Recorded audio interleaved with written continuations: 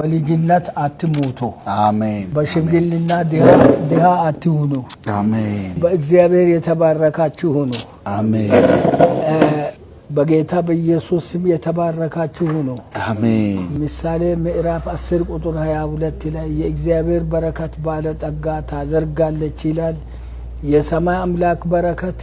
በእናንተ ላይ ይሁን አሜን የእግዚአብሔር ክንድና ኃይል ከእናንተ ጋር ይሁን አሜን ፍጹም ክፉ አያገኛችሁ አሜን ወጣችሁ ገብታችሁ በእግዚአብሔር መልካምነት ውስጥ ተመላለሱ አሜን ጸጋውን ያብዛላችሁ አሜን አፋችሁ እንደ እግዚአብሔር አፍ ጠላትን የሚገል